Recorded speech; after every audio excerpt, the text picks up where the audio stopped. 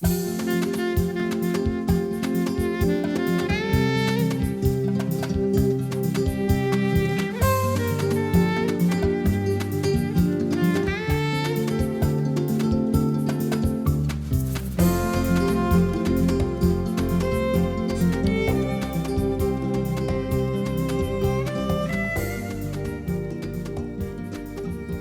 tal? ¿Cómo les va? Muy buenas noches.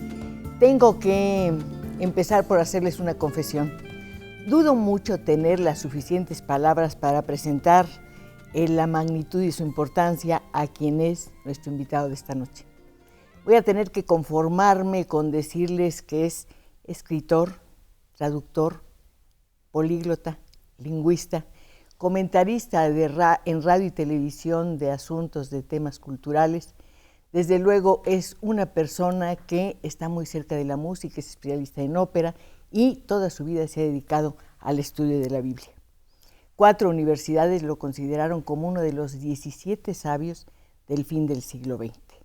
Es desde luego miembro de la Academia Mexicana de la Lengua y ha recibido, entre otros reconocimientos, ahí le va, el premio Javier Villaurrutia, el premio Alfonso Reyes, la medalla de oro de Bellas Artes, el Premio Nacional de Lingüística y Literatura. Y por si todo esto fuera poco, insisto, el 27 de enero de este año, fecha en que se celebraban los 256 años del nacimiento de Mozart, le otorgaron esa medalla justamente, la medalla Mozart. ¿Sabe por qué? Pues como un reconocimiento al esfuerzo, al interés de proteger, de difundir la música clásica, la música académica. Ahora sí entienden por qué cuando empezamos esta charla de los viernes le dije que no sabía y no iba a tener palabras con qué decir lo que significa y lo que es en la cultura de México y de habla española o hispana nuestro invitado de esta noche. Don Ernesto, nada más se me queda viendo, don Ernesto de la Peña, encantada de tenerlo aquí. Siempre quise tenerlo como invitado. Gracias. Ahora estaba pensando, ¿cuántas cosas le voy a preguntar? Pues no sé. Yo me lo busqué, ahora tengo que salir adelante. Pero cuando hablaba tan bien de mí, decía, si yo no soy. No, es usted y me encanta. No le voy a preguntar, Ernesto, lo que significa la medalla Mozart. Más bien quiero que me diga qué significa Mozart para usted y para el mundo. Mire, en primer lugar, es una paradoja la vida de Mozart, porque no se quedó en niño prodigio. Fue portento toda su vida, sus 35 años de vida. Empezó muy pequeño a componer, a los 3 años se supone, pero no dejó de hacer cosas excelentes en esa corta estancia. Yo muchas veces me he preguntado, porque lo admiro enormemente, y su música me llena el alma a más no poder. Bueno, murió muy joven, pero quizá yo no hubiera dicho nada más. ¿No? Sí. 35 años. 35. Sí, quizá yo no hubiera hecho nada más. Dio tanto, son más de 600 sus composiciones. Y de veras, en los grandes músicos, a veces uno dice, esto podría desaparecer sin que le pasara nada a la música. En Mozart, yo no soy autoridad, pero yo no lo he encontrado. Es de esos músicos que uno dice, de cabo a rabo es indispensable. Como lo puedo decir, no de mi dios musical que es Wagner, porque compuso cosa chatarra, para decir la palabra. Decía usted que era su alma mater, ¿por qué? ¿Quién? ¿Wagner? Sí. Sí, porque lo empecé a admirar desde mi infancia.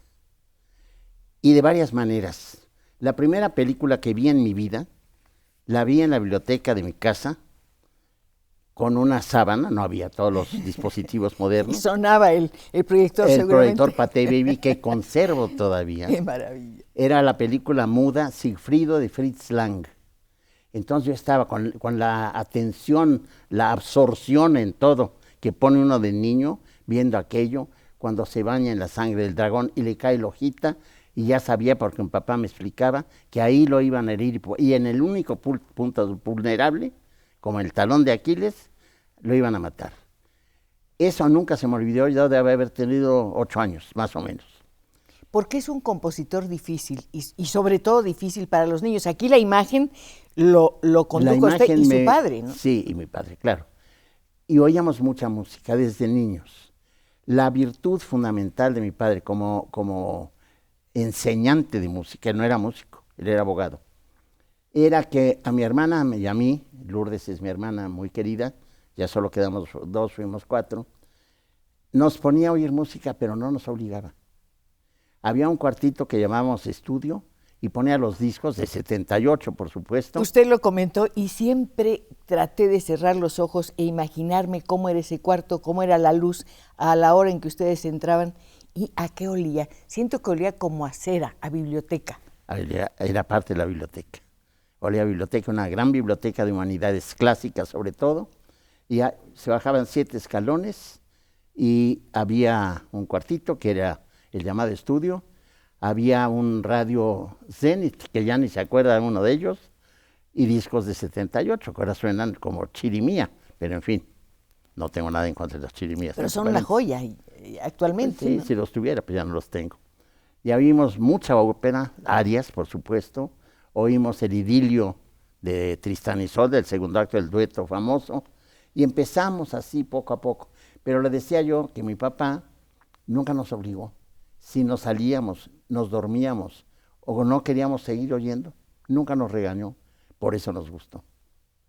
Entonces ahí empezó mi amor a la música y a Wagner. Luego empecé a leer las obras de Wagner, porque ya ve que era el verdadero músico poeta. Entonces él escribía todos sus textos y todo, y empecé a amarlo también por su texto, por la imaginación, por la cultura mítica que él tenía y por todo esto. Sabemos que usted conoce 30 idiomas.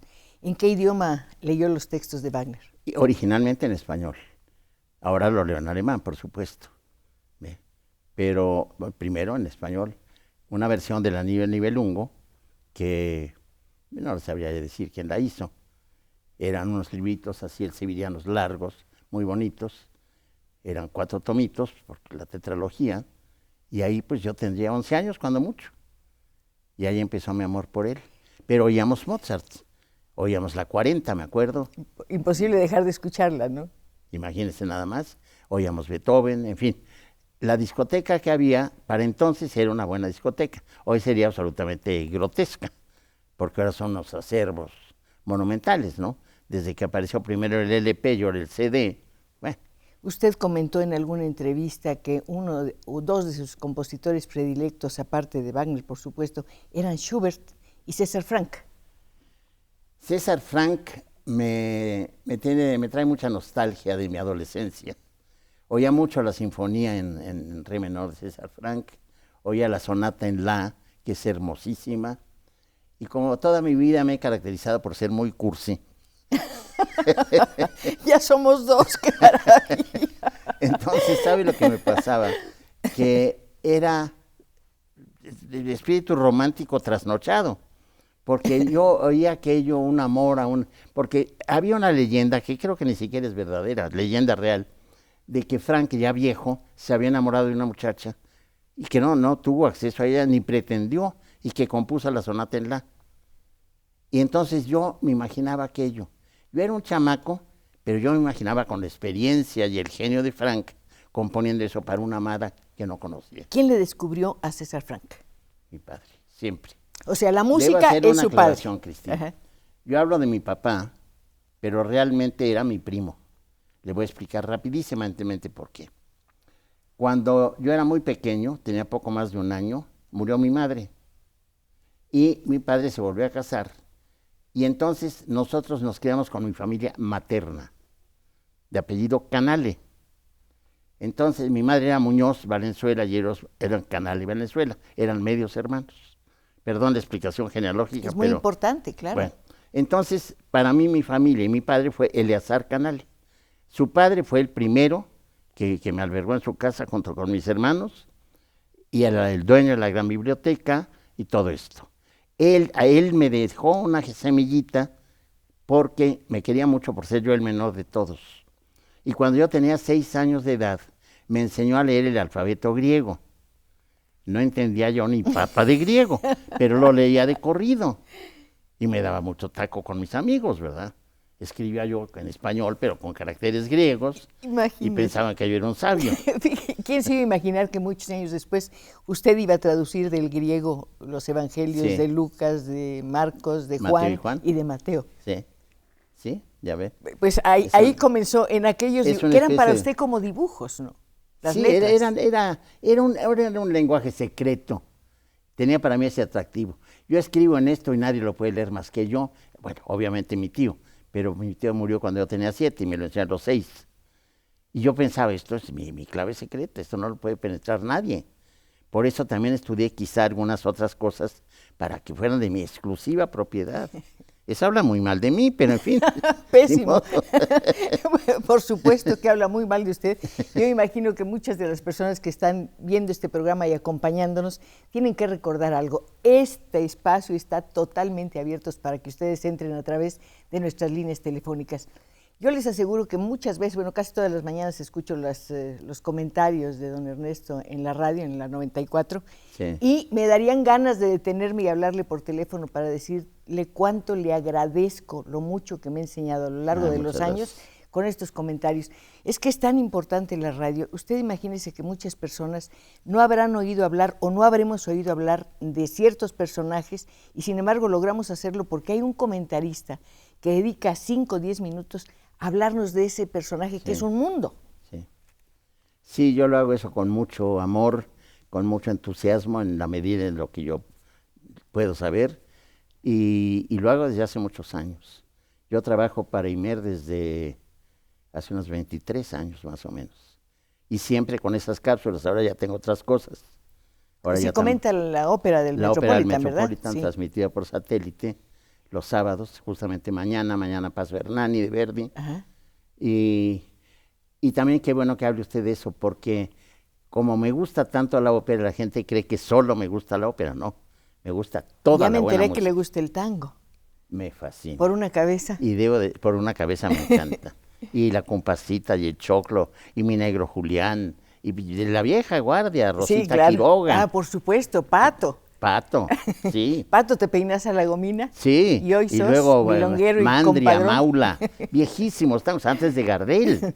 Y luego el morocho de la estancia, como le decían a Gardel. Y además debo decirle que yo era un gran bailarín de tango de exhibición allá en mis muy lejanas juventudes. ¿Bailó en salones de estos? No, lo hacíamos en mi casa. Los jueves nos reuníamos, un grupo de jóvenes todos, y bailábamos un poco de todo. Pero el chiste era el tango porque es muy complejo y tiene una gran imaginación, hasta inventar pasos y todo esto, y la caída y esto y el otro. Es una paradoja el tango, fíjese que es curioso. Es un baile en buen mexicano, cachondo, sí, pero elegante. No cae en la vulgaridad. Es como el danzón. Como el danzón. Que es muy elegante. Uno lo baila muy bien y no es Sí. con perdón también, del caderazo y cosas de Eso estas. Es un movimiento muy suave, Sí. muy atractivo y una música absolutamente seductora. ¿Usted cree que a Mozart le hubiera gustado bailar danzón o componer un danzón? Lo hubiera hecho genial. Y le hubiera gustado la versión también. de la flauta mágica. Sí, y a Bach también, se lo puedo asegurar. Hay espíritus muy abiertos, yo creo que ellos dos sí eran muy abiertos. No mi Dios, no Wagner. Wagner era muy en lo suyo. Wagner estaba endiosado consigo mismo y tenía razón. Y Mahler no es lo mismo, más o menos. Mahler es maravilloso. Mahler no se explica sin Wagner. Por eso lo pensé. Como tampoco se explica Bruckner sin Mahler, sin Wagner. Son músicos, es lo que llaman el sinfonismo alemán. Es que en el Tristán cambia la historia de la música. El primer acorde del Tristán rompe el concepto de tonalidad. Y a partir de entonces ya vienen todos los movimientos que ahora son de vanguardia. Ahí nace Schoenberg, el dodecafonismo, nace el atonalismo, el serialismo, todo lo que usted me quiera decir de ese primer acorde, claro, en manos de otros individuos de gran genio, ¿no? Todo lo que usted me quiera decir de su infancia nos va a parecer maravilloso porque no he encontrado mucho material, o más bien dicho, encontré muy escaso material. ¿Dónde hizo la primaria? Estudié en escuelas particulares, en mi casa no había mucho dinero, y cerca de mi casa, en Contraesquina concretamente, había un instituto ratonero que se llamaba Fray Margil de Jesús. ¿Fray Margil? Ah, no, miento, allí es la secundaria, perdón. El primero se llamó Escuela Centroamérica, gobernada por unos puertorriqueños. ¿Y dónde estaba? En la calle de Gómez Farías. Yo vivía en la calle Lucerna y Milán, en la esquina, y pasaba por mí el camión. Y entonces íbamos esa se llamaba Centroamérica. Y después el Fray Margil de Jesús. Y luego ya me inscribí en la carrera de Letras Clásicas, pero como alumno especial. ¿Por qué especial? Porque justamente el que dirigía la escuelita esta, primero era secundaria, y nos dijo, voy a poner una preparatoria. Entonces cobró dinero para la incorporación a la UNAM y no lo pagó.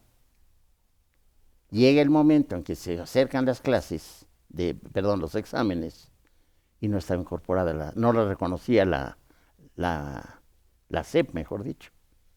Entonces, bueno, los padres de familia lo iban a meter en la cárcel porque es fraude calificado.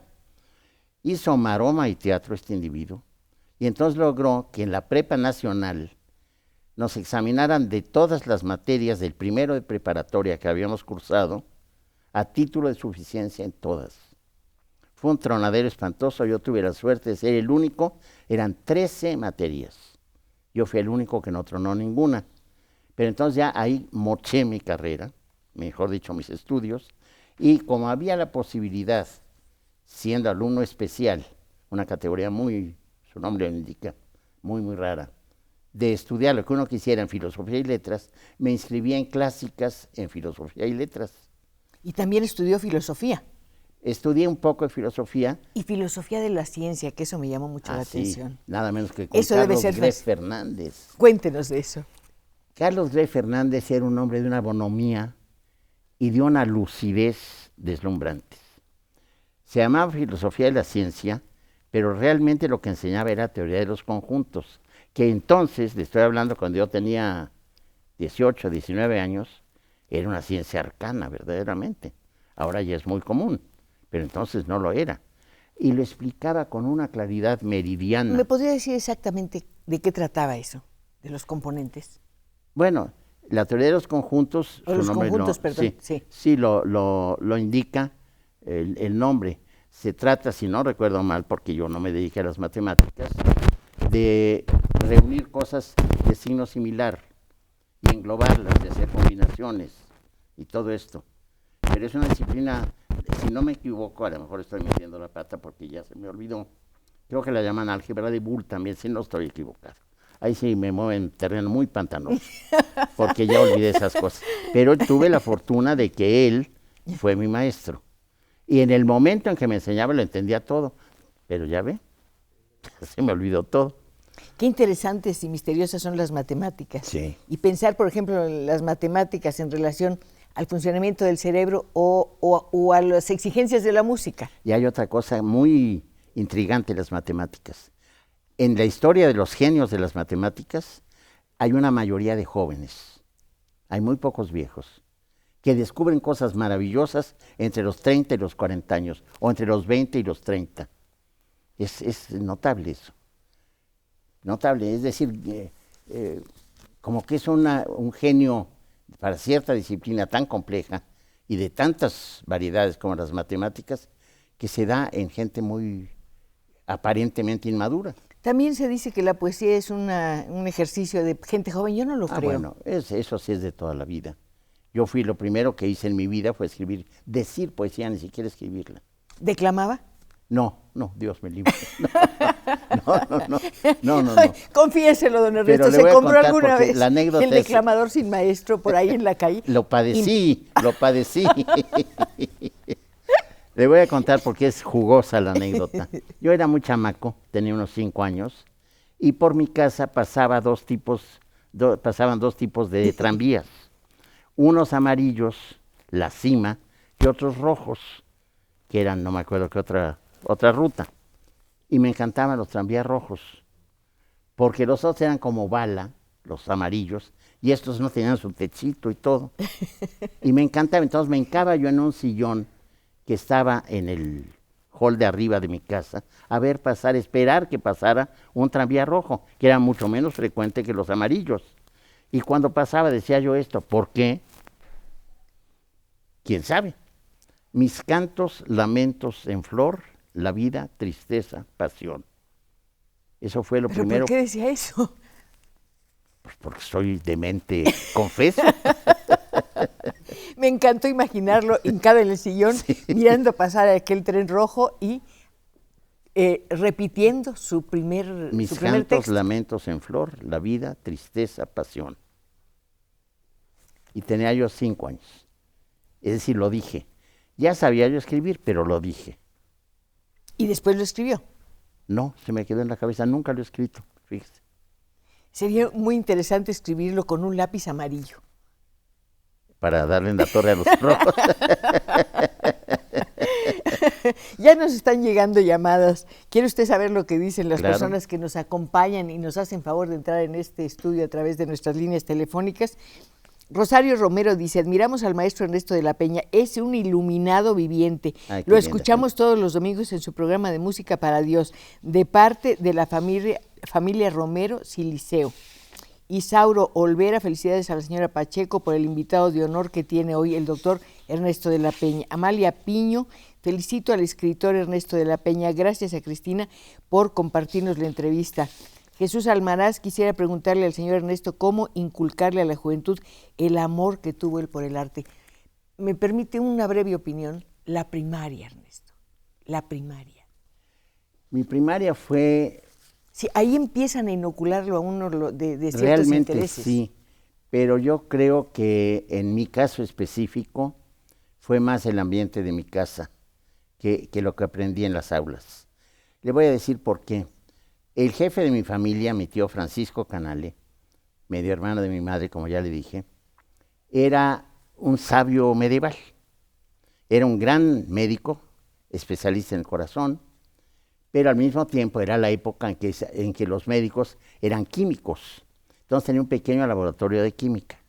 Dentro de la biblioteca había uno llamado cuarto oscuro, en donde tenía una mesa obstétrica, forceps y cosas por el estilo, y un esqueleto entero, humano, colgado de un gancho.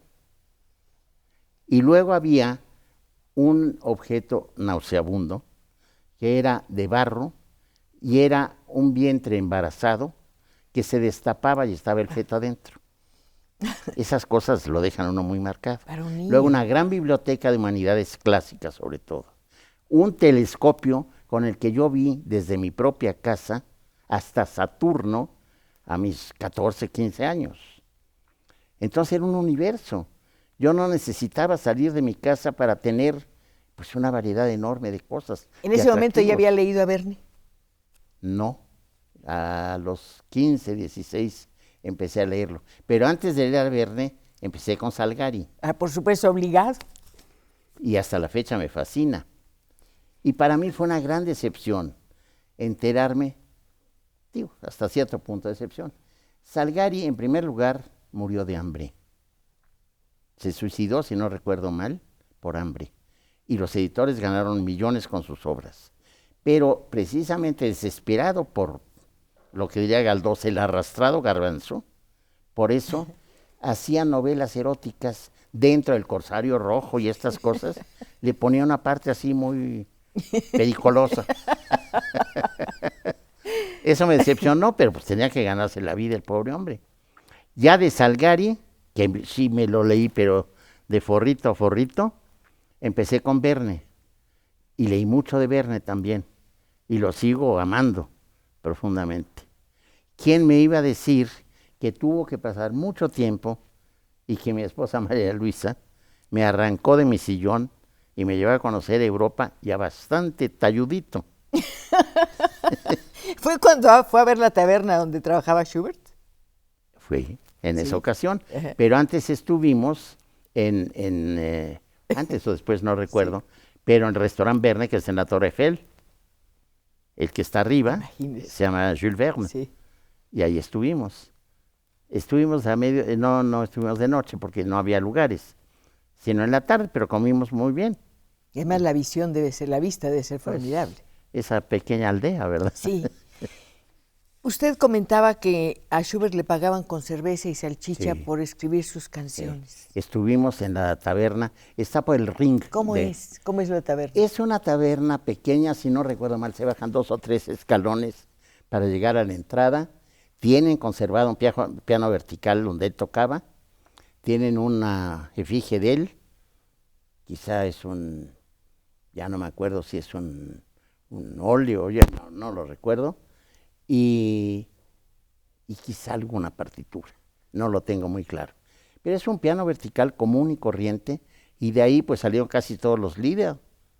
600. 600 y pico. Imagínese nada más. ¿Y qué líder? Qué increíble la condición de los grandes artistas, ¿no? Y ahí tiene, él murió más joven que Mozart. A los 31, si no mal recuerdo. Bueno, si no mal recuerdo, ya me dijeron que se nos está acabando el tiempo de la primera sección de esta charla. Voy a simplemente a darle las gracias a los amigos que sí nos están acompañando a través de nuestras líneas telefónicas. Y desde luego tenemos todavía buenos minutos para seguir conversando con un hombre del que se dice que cuando uno lo escucha es como si fuera una lección permanente, prolongada y maravillosa de sensibilidad. Vamos al corte y regreso. Usted y yo seguimos teniendo el privilegio de conversar con don Ernesto de la Peña. Hay una persona cuya llamada me conmueve, es de Carlos Viniegra Subiría. Dice, estoy viendo el programa con el señor de la Peña, que fue amigo mío durante una época, y he querido comunicarme con él, pero no he tenido la suerte. Les pido, por favor, que le pasen mis datos para que se ponga en contacto conmigo. Trabajamos juntos con el señor Basáñez, en traducción de una enciclopedia. La enciclopedia de Carolina, efectivamente. Y lo que recuerdo con mucho cariño, ese muchacho sabe mucho de, bueno, ya no es tan muchacho, sabe mucho de cine, lo recuerdo. Yo ignoraba la existencia de Griffith, por ejemplo, y él me la reveló. Muy importante para Dickens, Griffith. Ah, sí, bueno. O mejor dicho, Dickens fue muy importante para sí, Griffith. Ahí tiene otro gran novelista. Otro individuo que no sabe uno cómo le... Porque póngase a pensar, Cristina, cómo trabajaba esa gente con pluma de oca, tener que tajarla. La luz. Con vela. Y luego poner la arenilla para que no se les corriera la tinta.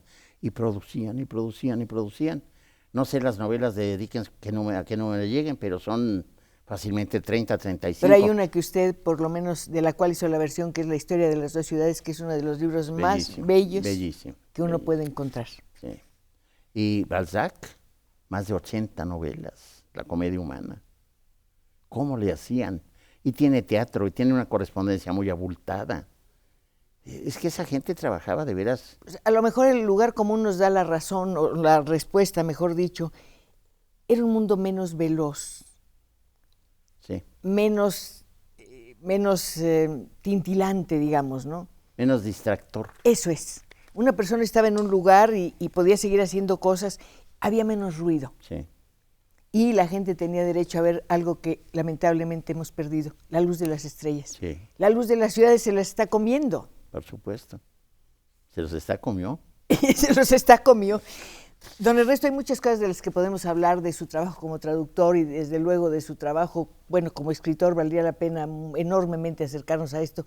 Pero yo quiero que nos acerquemos a personajes de los que usted está cerca por los premios. Por ejemplo, pienso en Villaurrutia.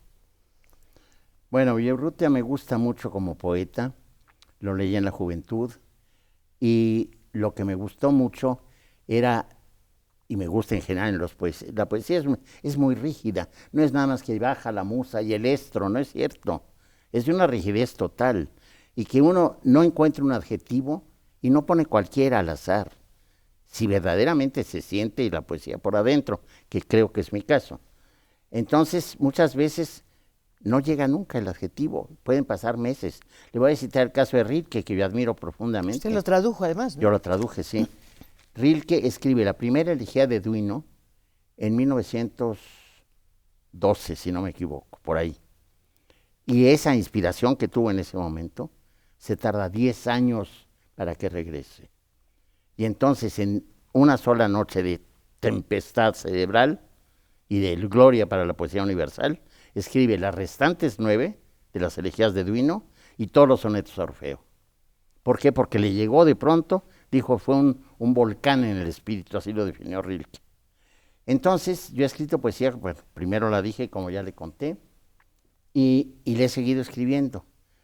Ahora, mi poesía a mí me sale así, según parece, es muy compleja. Le puedo asegurar que yo no pretendo que lo sea. Yo digo como a mí me nace decir las cosas y quizá no penetra mucho. Uno siempre tiene inspiraciones o modelos. En términos de poesía, ¿cuáles serían los suyos? Yo he tenido, bueno, Rilke me dejó silencioso poéticamente hablando mucho tiempo. Valéry me influyó mucho.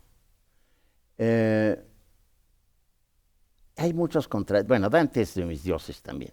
Además, pertenece usted a la enciclopedia. Yo fui el único mexicano Claro. que tuvo ese gran privilegio. Escribí un artículo para la enciclopedia dantesca.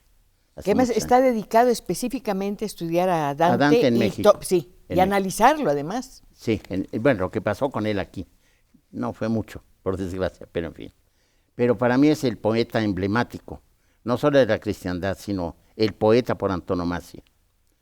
Él ha tenido influjo en mi vida emocional incluso.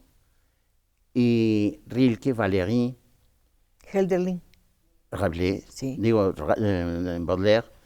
Rabelais, estoy escribiendo un ensayo sobre él, por eso me vino el nombre. Y desde luego Baudelaire y otro gran poeta, Nerval. Yo aprendí el francés después del español. Para mí el francés es mi segunda lengua. Entonces leí mucho, mucho, mucho en francés. Y conozco pues, aceptablemente buena parte de la literatura francesa. Bueno, ahora está usted escribiendo un ensayo sobre Marcel Proust, que yo creo que es uno de los También más ese lo interrumpí. notables escritores. No sé cómo calificarlo. Todo lo que le pasa a un ser humano lo sabe. Sí, tenía una sensibilidad maravillosa y un hombre que vivió poco. Estoy pensando en la sensibilidad, la enfermedad y la escritura. Eso estimula quizá un poco. Incluso hay estudios que se han hecho entre la relación, esto en la época romántica sobre todo, la relación del genio con la locura, que parecían hermanos, que el genio y la locura casi no tenían distinción entre sí. Eso lo pensaron mucho durante el romanticismo. Uno de los que sustentaba la tesis más o menos era Víctor Hugo, que Víctor Hugo escribió demasiado, pero hay muchas cosas maravillosas. Bien. Y ahora estoy escribiendo sobre Rabelais, porque Rabelais es una fuente inagotable de alegría, de carcajadas, de buen humor y de groserías también. Sí, porque es muy escatológico, ¿no? Es un pero poco escatológico en verdad. Y blasfemo y todo, con una erudición pasmosa y un sentido y la estructura novelística también extraordinario. Yo creo que tenemos que hacer justicia a un escritor del que acabamos de hablar, Dickens. Están cumpliéndose 200 años de Dickens es extraordinario. Lo que a mí en lo personal no me gusta tanto Dickens por una razón. Dickens tenía proclividad por lo sórdido. Casi todas sus novelas pasan en medios muy deprimentes, que son extraordinarias, pero desde luego que lo son. Es de los grandes novelistas del siglo XIX, que es el gran siglo de la novelística, y que tiene colosos al lado como Balzac, nada menos, ¿no? Y sin embargo ahí está muy serio, sin problema alguno, ¿verdad? Pero yo no le he leído tanto como he leído a otros por eso, porque sus ambientes, los medios en que se desarrollan muchas de sus novelas, a mí me deprimen. Pero gracias a que lo hizo, llegaron los lectores o llegamos los lectores a entender, por ejemplo, el tipo de vida que llevaban los niños en la Inglaterra victoriana. Sí. Hoy estábamos justamente hablando de esto en casa, ¿no? Sí. Es más, yo creo que Marx, por ejemplo, lo leyó y aprendió más. Acuérdese que él vivió mucho en Inglaterra. Entonces, yo creo que aprendió de Dickens también cosas. Me atrevo a afirmarlo. Qué maravilla pensar que la literatura puede influir en la vida de tantas personas y también en la corriente del pensamiento y la política. Es su misión principal. Heidegger, según muchos, el último filósofo de la humanidad, tiene un ensayo maravilloso sobre Rilke, precisamente. Y la conclusión general, la tesis general de Heidegger, nada menos de Martin Heidegger, es decir, toda mi filosofía, todo mi existencialismo está en Rilke, sobre todo en las elegías de Duino. Ahí está dicho todo, con lenguaje poético altísimo. Está dicho todo en el libro de los libros, en la Biblia. ¿Cómo llegó usted a la Biblia? La Biblia siempre me atrajo y la empecé a usar como instrumento para aprender idiomas. Pero estaba prohibido durante mucho tiempo acercarse a la Biblia. No, en mi casa no regían esas reglas, maravilla. Por fortuna. Entonces hacía yo esta trampita. Tomaba yo la Biblia en una lengua que conocía, los libros históricos que son sencillos de estructura, y lo tomaba en una lengua que estaba estudiando. Iba cotejando e iba aprendiendo. Y por supuesto, No quiere eso decir que no me interesara el tema, los temas de la Biblia. Y considero que dentro de la Biblia hay de todo en primer lugar. Pues mucha poesía, sobre todo, nada más el Cantar de los Cantares. Y el libro de Job. Y los Salmos. Y el libro de Job. Y el de las Lamentaciones. El libro de Job es verdaderamente de los poemas más altos de la humanidad entera. Maravilloso el libro de Job. Pero de la magnitud de la Divina Comedia. Extraordinario. Los Salmos, por supuesto. Hay una traducción de la que, bueno, todo el mundo la elogia, la de Casiodoro de Reina y Cipriano de Valera. Son malas, y le voy a decir. No me la diga. de Casiodoro de Reina y Cipriano de Valera no son malas, perdóneme. Son antiguas. Son del siglo XVI y se ha descubierto mucho en la filología semítica. Pero son hechas directas. Me equivoqué al decirle que son malas, son buenas, pero antiguas. Lo que pasa es que de momento pensé en las de Torres Amat y Cío de San Miguel, que son versiones católicas, que son refritos, porque son traducción de la Vulgata Jerónima latina, que tradujo directamente, pero ellos no tradujeron ni del hebreo ni del griego. Y la Biblia original solo está en 3 idiomas, un poquito en arameo, hebreo y griego y nada más. La Biblia se empezó a escribir 10 siglos antes de Cristo. La Biblia se empezó a escribir aproximadamente, la parte más antigua es el canto de Débora, debe ser quizá de 1800 antes de Cristo o 1600 antes de Cristo. Y después ya Génesis, Éxodo, etcétera, el Pentateuco, la Torá, son de diversas etapas también, pero aproximadamente de las más antiguas, 1200, 1300, hasta 1500 quizás. Con todo respeto, no quiero molestar a nadie, por supuesto, hay que pensar en la Biblia como un libro también literario. Por supuesto que sí. Por supuesto que Hay sí. quien lo ve solamente como un texto religioso. Es que es un libro manantial. Se usa para todo. Es más, hay costumbre que yo observé de chamaco. En algún conflicto emocional, ¡pum!, abría la Biblia y a ver qué me decía. Y muchas veces me atinaba. Alguien me dijo una vez que el texto más hermoso de cuantos se han escrito son los Salmos. Maravillosos. Son maravillosos, desde luego que son maravillosos. Yo en lo personal prefiero Job. Para mí es la poesía más alta del mundo. Job. Y tiene antecedentes egipcios, por supuesto. No es un libro totalmente original. Tiene antecedentes egipcios muy bien investigados. Es el justo sufriente. Pero ahí se da una cosa insólita en la Biblia. Jehová se deja tentar por Satán. Permite que le acaezcan las desgracias a Job, porque así se lo pide Satanás. Le dice, bueno, ¿qué mérito tiene Job? Si tiene todo, te elogia mucho, te ama, es justo, recto, pero está lleno de ganados, de hijos, de prosperidad. Pues así no tiene mérito. A ver si te sigue queriendo igual cuando esté en la miseria. Nada. Y entonces lo priva de todo de golpe. Eso es insólito en la Biblia. Dios que cae en las trampas del diablo. Por ahí empieza el prodigio de ese libro. Bueno, aquí el prodigio, en otro terreno, es la respuesta que está teniendo su presencia en este programa. Humberto Ruiz dice, le quiero decir a Cristina Pacheco que la amo profundamente porque cada uno de sus programas es una delicia. Es una crónica de lo mexicano y de todo lo maravilloso que tenemos. El invitado de hoy es de primera calidad. Muchas felicidades. Ramón Pérez Bernal. Creo que esta entrevista es una de las más importantes que he visto durante muchos años. Gracias. No hay palabras para describir la importancia del invitado, el doctor Ernesto de la Peña. Ernesto, la sabiduría.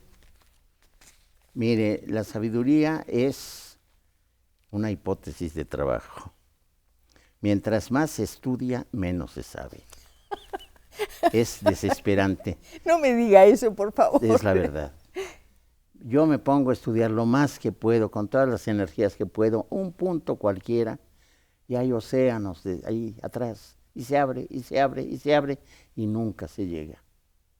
Nunca se llega. Entonces, hay gente que pues dice, caramba, yo estudié esto, estudié el otro, y está muy ufana de haberlo hecho. Yo no estoy ufano de nada, se lo digo con toda sinceridad. Sé que he estudiado cosas y que algunas información sí tengo. Tampoco estoy tirándome al suelo para que me levanten, no. Pero cuando veo la magnitud de mi ignorancia, casi me dan ganas de dar de gritos. Bueno, desde luego, mi ignorancia es infinitamente mayor que la suya. No, Perdóneme, no. pero tiene una ventaja. Siempre podré aprender algo. Ah, yo también. Siempre habrá algo Sí, que me sí. quede por aprender, Yo, mire, millones ya de soy un cosas. hombre viejo y deseo seguir con lucidez los años que me toque vivir, si puedo seguir aprendiendo y trabajando. Adoro mi trabajo porque trabajo en lo que me gusta. Y gozo mi trabajo. A veces me angustio mucho. ¿Por qué? Escribir poesía me angustia, a veces no. Escribir prosa también. Está escribiendo una novela, Ernesto. Escribí una novela de vampiros. Sí, sí, muy... ¿Cómo se llaman los vampiros? Tienen un Bueno, nombre. es una vampira. Ah, es una vampira. Se llama El indeleble caso de Borelli. Ah, claro, Borelli- esa es su novela, pero ya la escribió, pero ahora sé que está escribiendo ahora otra Estoy novela. escribiendo una novela en parte autobiográfica. Es una crónica familiar de un tío que tuve, un tío materno, muy original en este sentido. Él era militar, empieza la Revolución Mexicana, él vive en Sonora, mi familia era de allá, mi familia materna, y entonces se pelea por razones que ignoro, pero que estoy inventando, con el jefe de la guarnición de la plaza, siendo federal. Entonces termina con los federales, pero no se alía con los revolucionarios. Y él emprende su propia revolución y baja desde Sonora con un grupo de leales que van mermando en el camino hasta Comitán, Chiapas. Y ahí conoce a una mujer con la que se casa y le ponen le hacen una trampa, le ponen una trampa y lo decapitan por la espalda. Es una historia muy trágica de mi familia. Él era tío materno mío, medio hermano de mi madre. Entonces, ese es el núcleo de mi novela.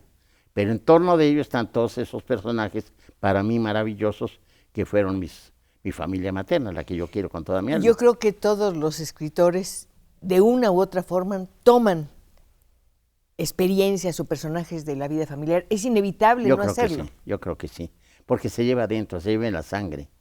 Y porque ustedes son personas que conoce y sabe cómo reaccionar, las puede ver por dentro. Más o menos, sí. Y las tiene cerca. Sí. Es mi hermano, es mi madre, es mi padre. Y con lo que le cuento de ese pequeño universo en que yo crecí, con telescopio, con microscopio, con esqueleto, con... El esqueleto de haberlo dejado El impresionadísimo. esqueleto desgraciadamente lo vendieron después, pero era un esqueleto perfecto, bien conservado, armado con sus alambritos y todo, de un adulto. Era mujer, era una esqueleta. La esqueleta de la señora Morales. Sí. Oiga, hay muchas llamadas. María Eugenia Cantarrey dice: felicidades al maestro Ernesto de la Peña, Gracias. ya que es un placer escuchar a una persona tan culta. Felicidades a la señora Pacheco. ¿Sabe qué? No solamente es un hombre culto, es un hombre que está vivo y eso siempre, siempre se agradece enormemente. Empezamos hablando de música, es algo que también me apasiona mucho, usted sabe muchísimo más desde luego, pero quiero aludir a un comentario. Usted dice que la música siempre nos hará mejores personas y de alguna manera podría ser un freno contra la violencia. Sí, porque cuando se penetra verdaderamente con el alma en lo que es la música, aunque sea música de tipo agresivo, por decirlo de alguna manera, produce un efecto de serenidad. Es decir, la música, como es en primer lugar un arte técnicamente muy difícil, nos da la primera huella optimista. Es decir, hacer esto cuesta mucho trabajo.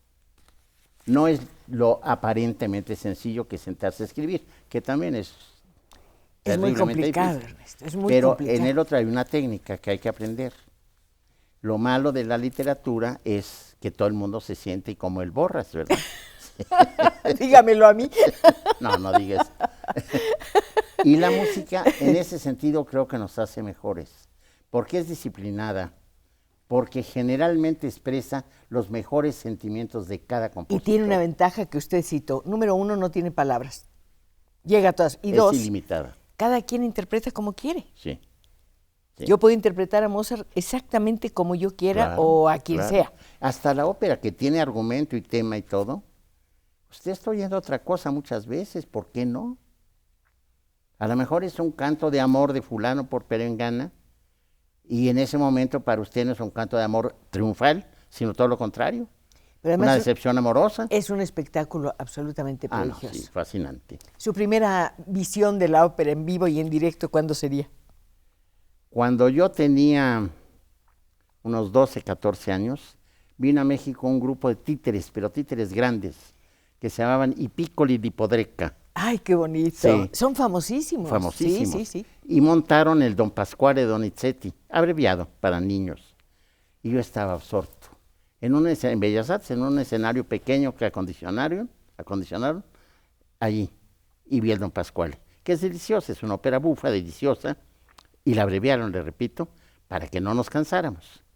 Y después, cuando vino, bueno, he visto mucha ópera. Últimamente ya casi nunca voy a los teatros. Pero también cuando vino la ópera de Hamburgo, pusieron unas cosas. Un Porgy Bess, que es una ópera pesada y larga. Pero es muy bonita. Sí, muy muy bonita. bella. Pero hasta cómo daban las gracias los negros, era un poema. Venían entrenados hasta eso, porque en vez de agradecer, estaban en ventanas en distintas casas, Porgy en su arrastradero, y abrían y cerraban las ventanas y se agachaban. Qué bonito. Maravilloso. Ernesto, se imagina esta ciudad un día, esta ciudad que le pasan tantas cosas, un día cubierta, tapizada de conjuntos musicales. No digo tapizada. Un solo domingo, por ejemplo, que hubiera música de cámara, orquesta, dúo.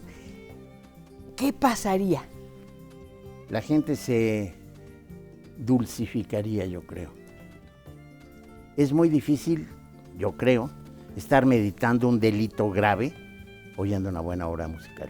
Pero los torturadores, Bueno, monstruos siempre se dan. ¿se acuerdan Monstruos del siempre se dan. nazismo? Oían música y torturaban a la gente. Sí, bueno, el famoso, el que da origen a la leyenda de Drácula, que era Vlad el Empalador, Vlad Tepes, se deleitaba cenando y tenía como teas, como antorchas, a cuerpos humanos atravesados, ya sabe usted por dónde, y ardiendo en vida. Era su deleite máximo. No, me quedo con la otra imagen. Me quedo, para empezar, con la de un niño que está hincado en un mueble mirando hacia la calle, esperando un tranvía de color rojo y pronunciando, diciendo su primera línea poética.